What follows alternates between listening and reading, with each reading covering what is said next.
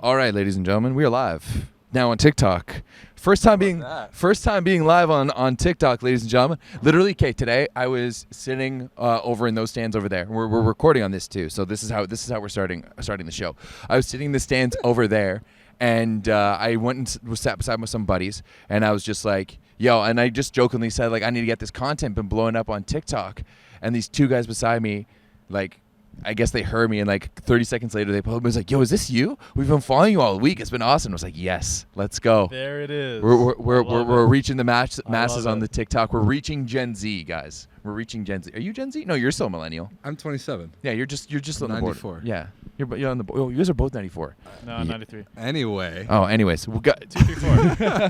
This is Everett DeLorme over here. This is Dan Manili, who's finally in the house. Welcome. 5-1 Let's Finally go. here, guys. Let's go. I'm glad to be Yes. here, joining the show. These guys have been making unreal content. It's the best way that I've been following, like, outside, being on the outside. So, but I'm definitely glad to be on the inside now. It was a lot of fun today. We're fun glad time. you're here. We're glad you're here. Yes, exactly. Very. So my name's Rob St. Clair, by the way. We're live on the Volleyball Source TikTok right now, and we're recording this for the Volleyball Source YouTube channel. This is kind of the schedule we've settled into. It's been kind of nice. Earlier today, we did a live show on YouTube. We did. After the which 5-setter was that even? Argentina, Serbia. Yes, Yeah. Argentina. That did happen earlier yeah, today. it did. Feels like a Yeah. lifetime ago. Long days. That was quite the roller coaster of a 5-setter, but we already did a show on that one, so we won't talk about it here. But we will talk about the next 5-setter. We certainly will. Yeah, because that one was another banger.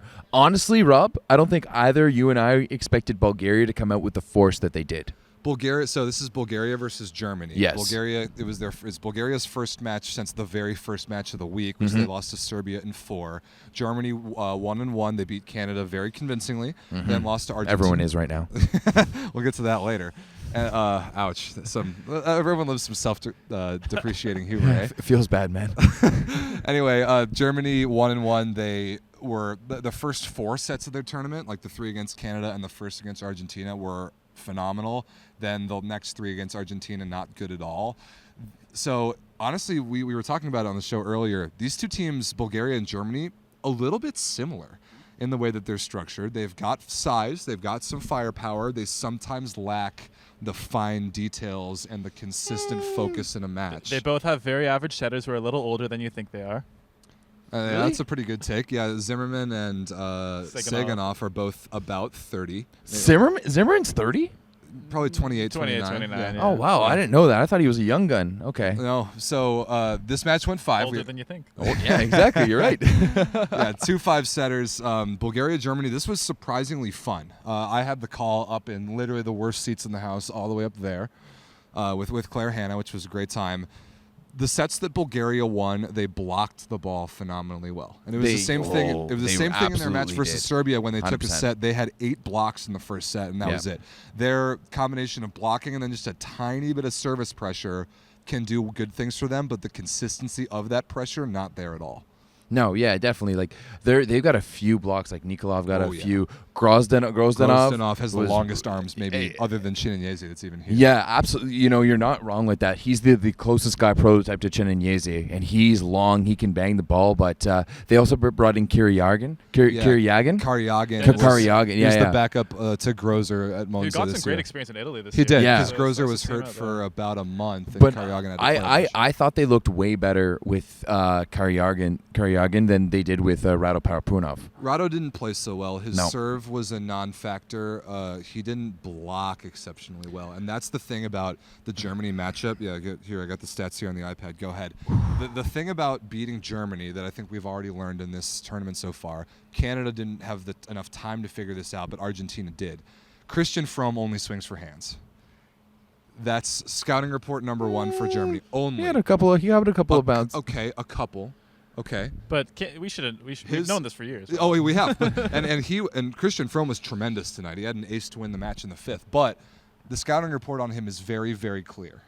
And Argentina figured that out. Their block defense adjusted, and they went from getting destroyed by the high hand swing in set 1 to then getting block touches and stuff blocks and defensive transition chances the rest of the match. Bulgaria could not figure that out. So I make a technical question for maybe fans who aren't as familiar. So how do you adjust for a player who's trying to hit off hands? Good catch. So 1 is blocking. Pull.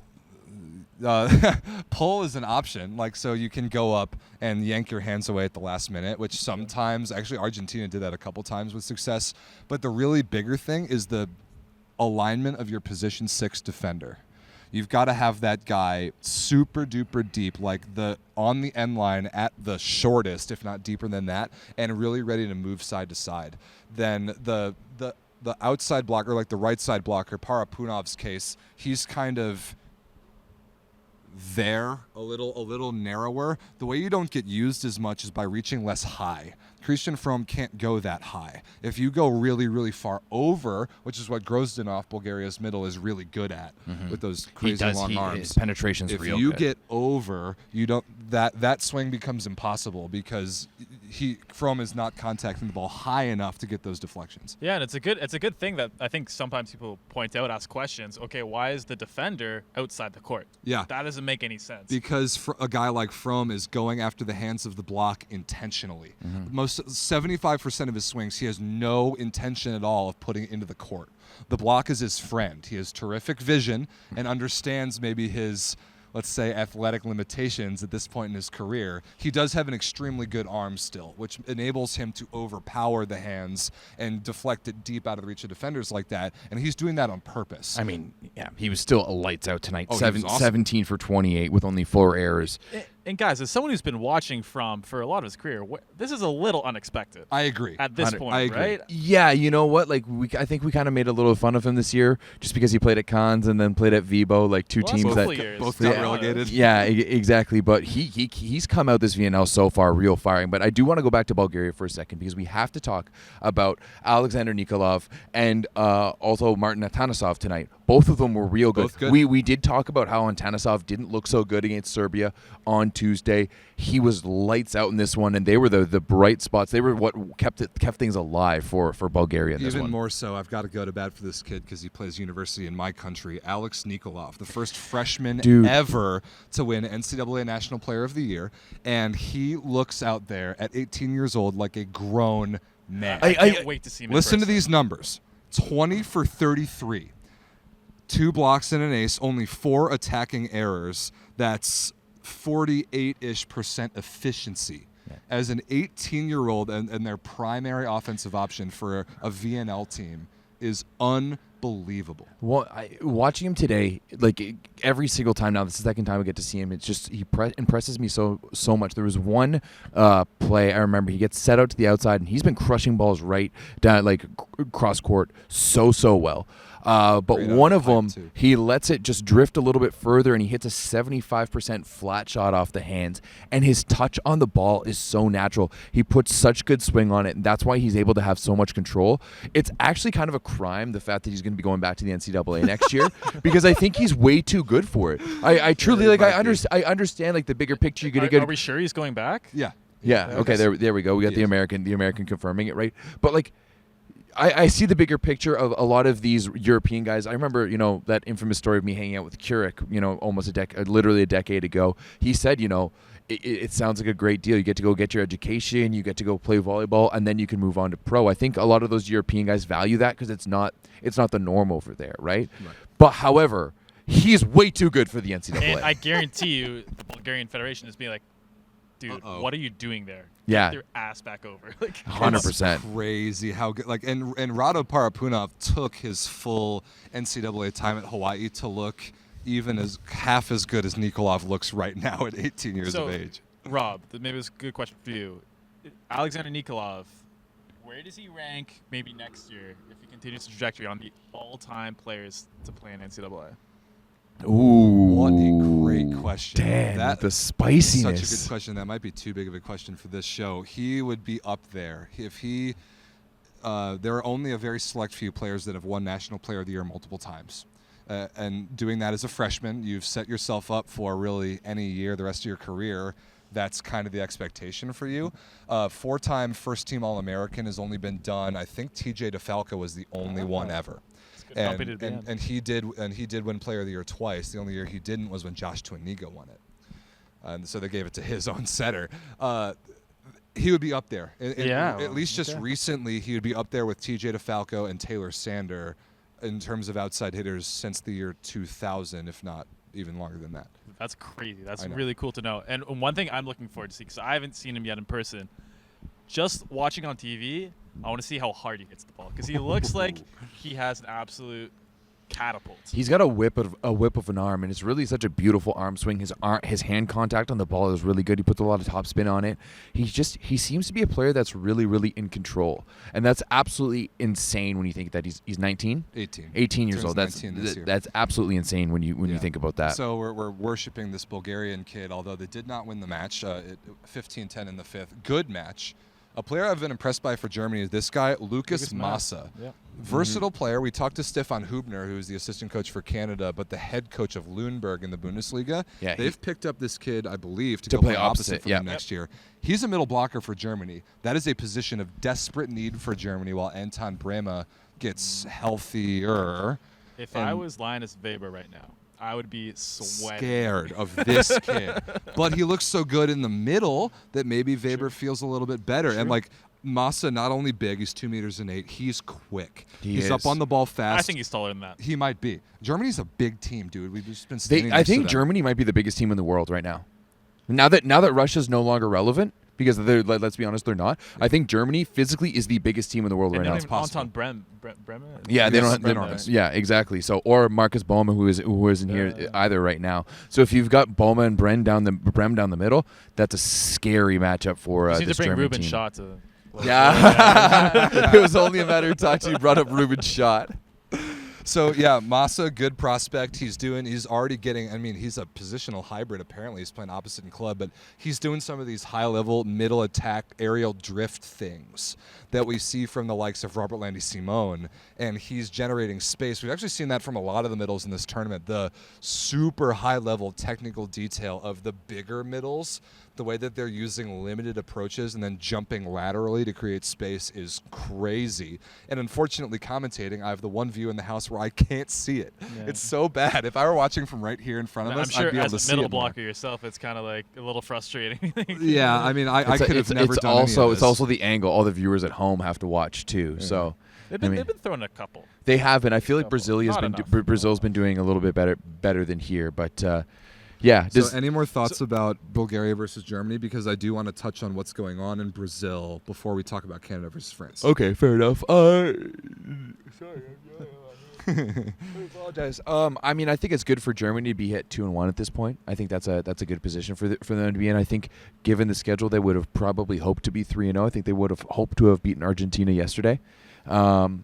But you know what it is what it is. But Bulgaria looked much better today than they did on Tuesday. Yeah, I think they're going to be safe from relegation because China exists in this tournament. But and the Netherlands and Australia. But like 0-2 start for Bulgaria, and that chance today against Germany was winnable. I think the playoffs are going to be out of reach for them. Okay, I have one question before we move on. Brighter future, Bulgaria, Germany. Rob, go first. Germany. Everett. Ooh, I think I still got to go Germany right now too. Guys, Bulgaria just won the European U21 championships. This is our silver medal to Poland. Okay, well then you need to tell us these things before asking these questions. Nowhere. Who's going to set the ball for Bulgaria? That's the big question for me. I think Seganov played a really good match today. I don't think Seganov's the answer long term. No, he's not. And that's my ultimate question. Like, who's going to set the ball for Bulgaria? Bulgarians, who's going to set the ball for you? Who's going to set the ball for Germany? Jan Zimmerman. Nah. He's not the same as Seganov. Nah, he's not the answer either. Whatever. Okay, anyway. That's move totally on. Fair question. So, before we talk about France versus Canada, down in Brazil, there's also volleyball going on. I think we touched on the fact that the Netherlands at least were up on Iran when we were doing the show earlier. They finished that one out 3-0. So the Netherlands get their first win. We talked about them playing the United States last night and getting just completely destroyed. That was without Namir Abdelaziz. So they kind of punted against the U.S. and laid down without their only player that matters and brought them back against Iran. They won. Good for them. Japan against the United States. 3-2, good guys. The USA is 3-0 in this Volleyball Nations League with a lineup that I was shocked by, and I am ecstatic. Rob, we should honestly just go back and erase that podcast that we did on Monday. Because I thought that 0-4 was possible for the USA. You thought Canada was going to be unreal. Okay, you thought USA was going to be dog shit, and the same thing with Serbia as well too. And so far, it's not been great. I just want to apologize right here to Kyle Onsing. Because how many times did all three of us? We were mean to him, guys. We were mean to him. We said, "Oh, you're playing in Israel. You know that's not a real league. What were you doing? We've never seen you play." He's looking way better than I expected. Not like I was wrong. Straight up. He looked good. really, really good tonight. 20 points. I wish I could pull up the stats a little bit faster. But the more important thing here is the return of Aaron Russell. Yes, true. How good has Ronald good, Russell been down in Brazil? Ncaa, though, he went 19 for 36, only 2 errors. So he's having a super efficient night out there. That's real good, but that's exactly. We gotta watch this back. We will tonight. Yeah, that's been our method. We'll go to the bar and. I did watch the 5th set. Yeah, we did. They were in extras in the 4th. U.S. had a great look. They didn't get it done in the 4th, but the 5th there were a couple clutch plays, including Kyle Ncaa. He had an unbelievable one-on-one stuff block on Yuki Ishikawa. Yeah, it was massive. But like he plays perfectly to play. Like his size and speed are perfect to play against Japan. It is a good style counter. I agree. I listened to your podcast on Thursday, though, guys. And we're talking about Japan here. I have to disagree with you guys on something. You said Japan is a team that's, more than the sum of its parts. I agree with that. I think you're maybe discrediting guys like Yuji Nishida and Yuki Ishikawa to me because I think those players are legitimately incredible, especially given the club seasons they've had. Yuji Nishida's team obviously didn't do well at Valencia, but he was one of the best servers in the Super League. Yuki Ishikawa, incredibly important player. Yuki Ishikawa is the best player on Japan by far, and might be the best Japanese player of all time. Oh, you're inviting the trolls now. I don't know the history. Yuki Ishikawa is that's the guy you're comparing it to. Yuki Ishikawa is so much better than Yuji Nishida. It's not even close. Yuki Ishikawa is a legitimate and productive starter in the Super League in Italy. Yuji Nishida is not. The only skill he has is serving. I pushed back against you on this a little bit the other day, and I disagree. I think if Nishida had a better team around him at Vibo, when he was there, when he was healthy, when things are going good, he was putting up good numbers. But he averaged like 0.6 or 7 aces per set. Yeah, second best server in the league. That's like Leon Namirov. Yeah, a world-class server. He was up there in terms of points per set too. He was in the top 10 for points per set. So I'm also going to side with Dan here. But yeah. The big person we need to talk about with Japan though is Murayama. Yeah, they have a new middle. I heard you guys talking about it. I haven't seen him play yet, so tell me what's the deal? Well, he didn't play today. He didn't play today. Okay. Does Japan finally have a middle? That's big. It's possible. It's possible. It's possible. We need He's to young. look at him a lot more, but it's possible. And that would change their team for sure. But they rolled out kind of a goofy lineup against the USA today. In the 5th set, Nishida didn't even play. I don't know if he started the match or not, but they had some other lefty who I hadn't seen that hit a couple balls out of bounds. I'm really not sure. Well, the thing about Japan, they're surprisingly deep. Like we don't get to watch the Japanese league that much. Let's be honest. Not all of us watch a ton. Why would you do that? Why would you watch that? I don't know. I feel like watching the Japanese league would be lit. I feel like it's a great brand of volleyball. I've watched games. It's really cool. Yeah. Their backup opposite, Kento Miyaura. 19 19 for 42. 23 years of age, 1.90 m, 19 for 42 with 6 errors. He's the lefty that played instead of Nishida, so they sat one of their most important players. Let me get Aaron Russell's more important stats. 16 for 33, 3 errors. Oh, yeah, that's not bad. That's pretty good. That's pretty good, plus a block and 3 aces. In the middle, Jeff Jendrick is having a coming-out party this VNL. 15 points. Like 16 points.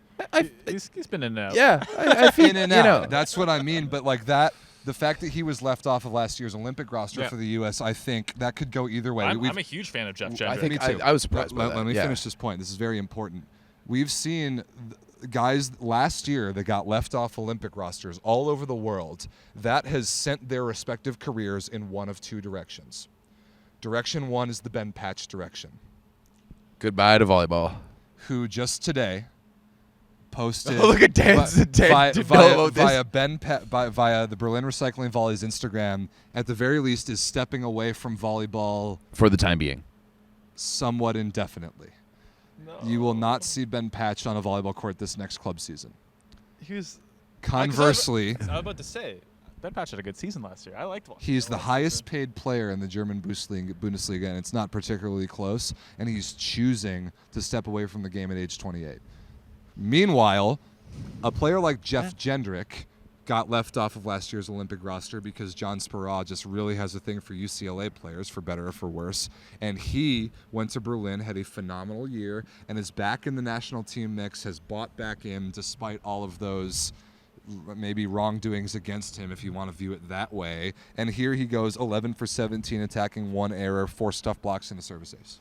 I mean, like, I feel like those are Jeff Jendrick numbers, though. Like, I feel that's what I expect from him.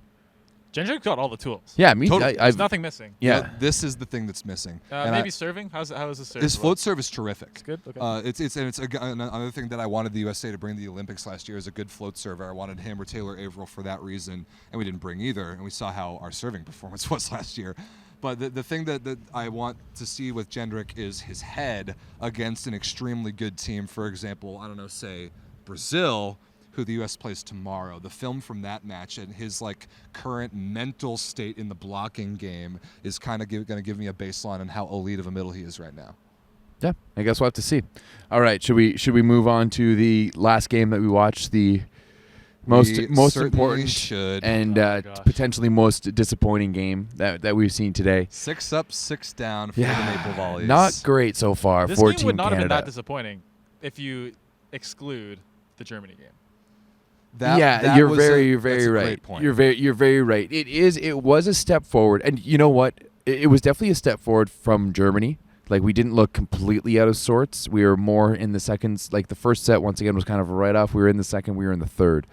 One thing, we just did interviews with all the guys, and you guys were there too, but we heard a lot about patience, and we heard a lot about how hard they're working to learn this new system and how it's taking some time to get together.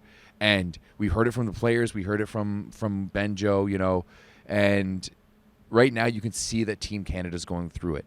And not only is there a new system, but there's just not those pillars of the team that you could always rely on. You can't just throw it high to the outside and Gord Perrin and so he can go off the block.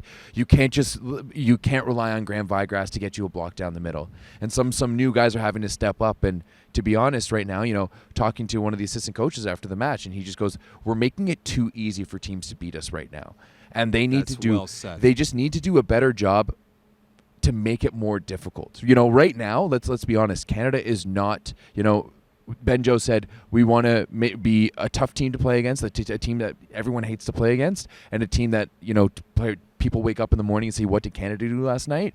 And I think option number 2 wasn't so much there on Tuesday night, except for a few plays. Tonight it was there a lot more. However, option number 1 still not fully there. Yeah. We're still not making it difficult on those other teams. Yeah, they're not scaring teams just yet. And I think this was a missed opportunity for Canada because of the lineup that France put out there. This is kind of the thing that we were talking about earlier, the macro level strategy of this Volleyball Nations League tournament. How do you manage your roster and how do you balance the need for, long-term sight and management of your guys versus the importance on the world ranking points and the playoff positioning that are on the line in every match.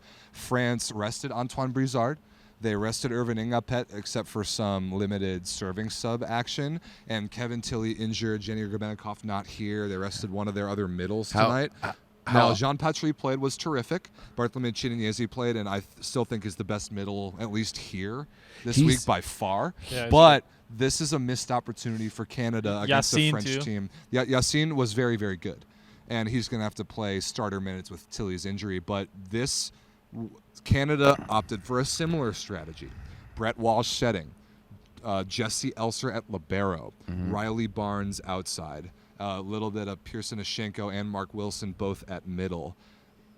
Especially the second outside position, we just didn't get enough out of Barnes. No, Barnes only 3 points, and even then 3 for 11 with 3 errors. Yeah, not great. This is a missed opportunity for Canada with the lineup that France put out. This match was close, by the way. It was about as close of a 3-0 as you could get. This is a missed opportunity for Canada.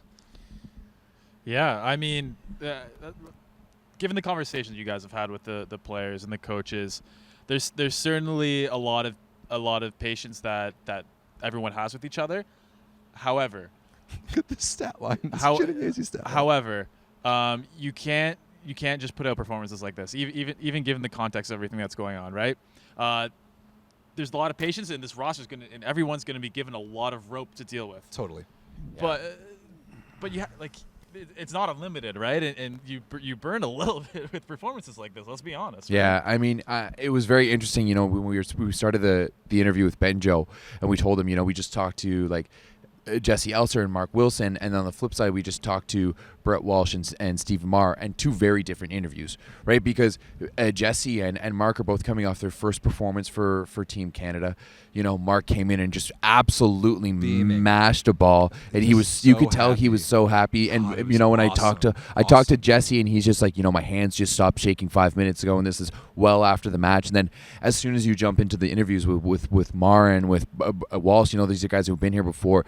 It's just a much more solemn attitude, right? Because they don't have that glitz and the glam of playing their first match, and they look at it and being like, oh yeah, 0-6 is not great. However, that patience is very much a thing, and we've heard it, as I said, we've heard it from everyone, and I think it's really going to be about learning this system and figuring out. And if they have to go 0-4 in Ottawa, which I absolutely hope we don't do, then so be it. But you know what? Tomorrow night's another night against Italy. That's going to be another tough one.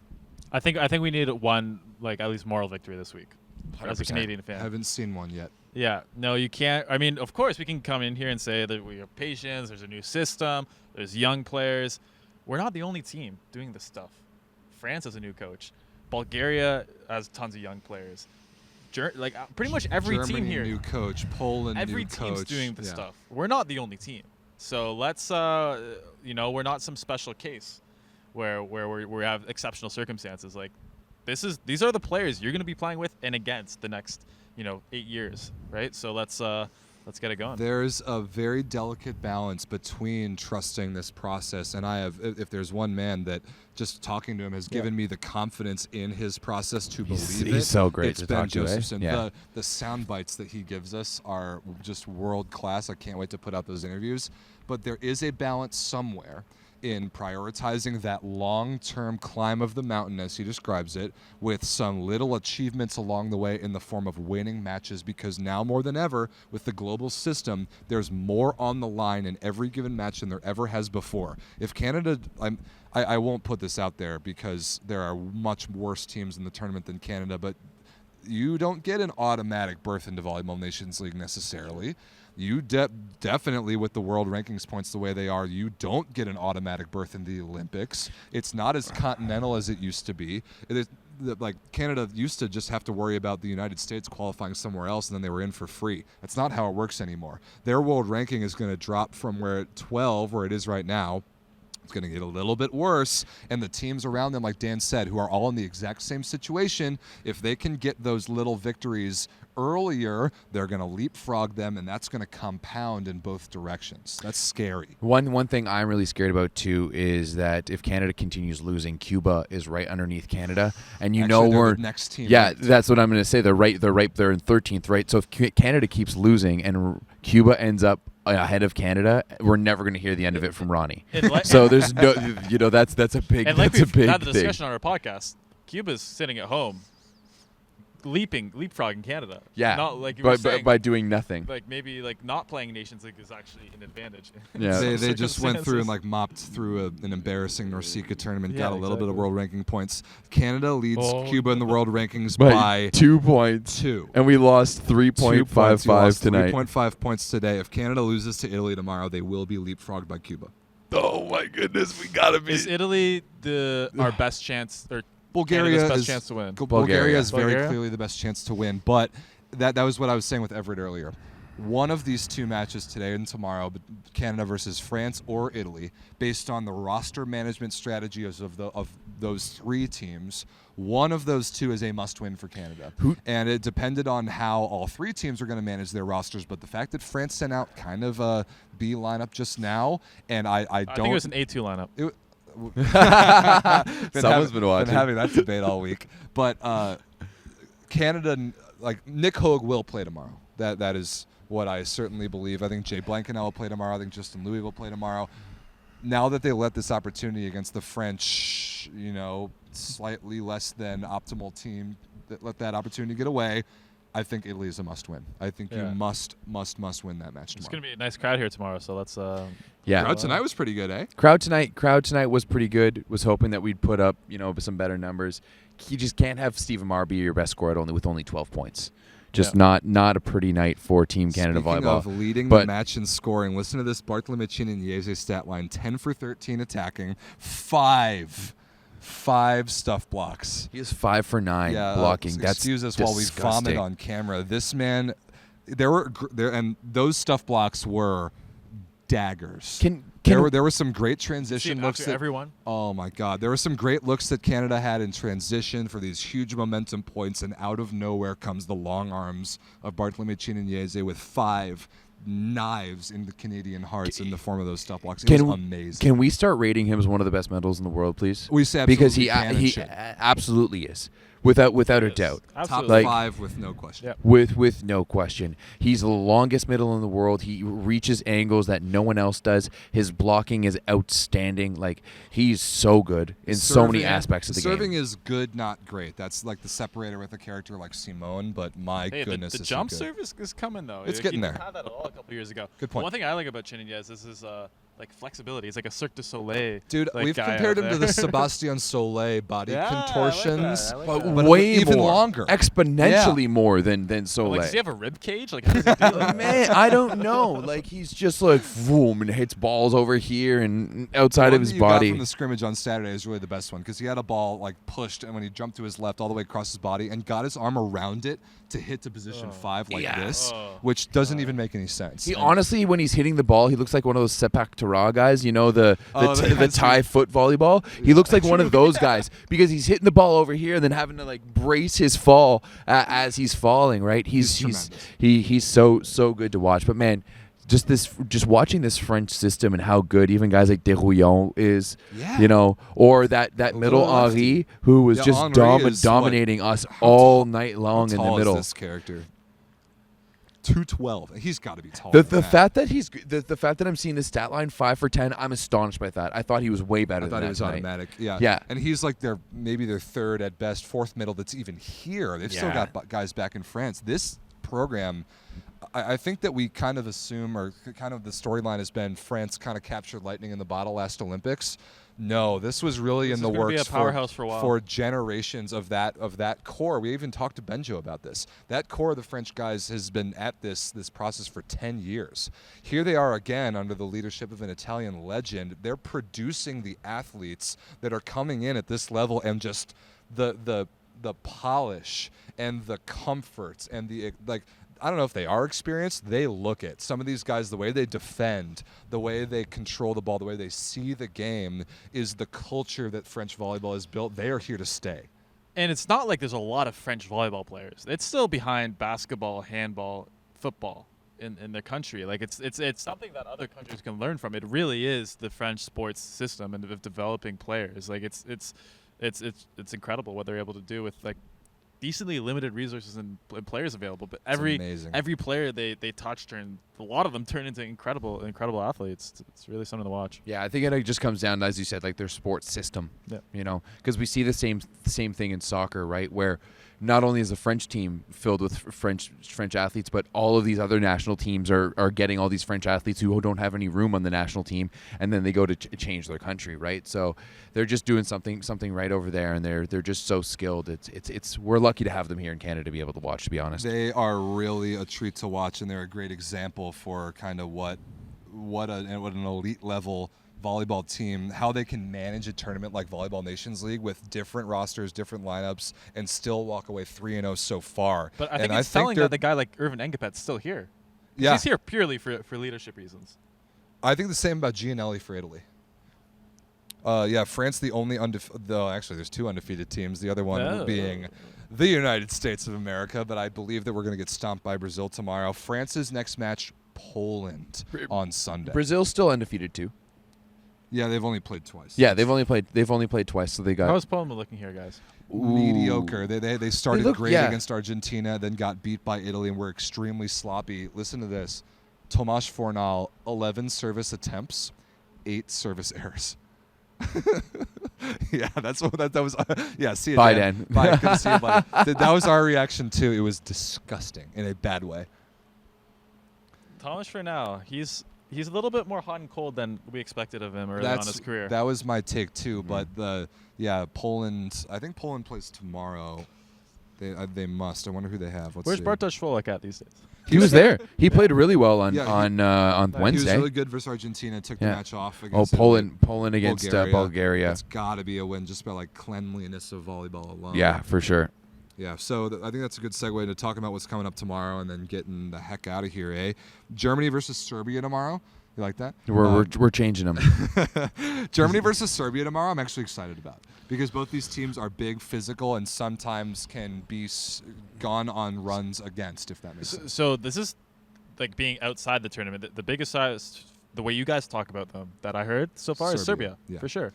Yeah, huge pleasant surprise. It comes from our place of just not knowing who any of their their players are. Yeah, we just didn't know. They showed up with specifically 3 guys: Kujundžić, Peric, and Malinac. Yeah. And the 3 of them are truly, to be honest, like the future of Serbian volleyball. Two outsides and an opposite. I like the Kujundžić. I've definitely watched Kujundžić. Yeah, exactly. Yeah. And played going for Paris. to Suwałki, Poland next year, I think. The other 2 never heard of it. Peric was in Greece. He's Olympiacos. Long. He's 207 and he's 23. Okay. Oh wow. And he's got a great arm.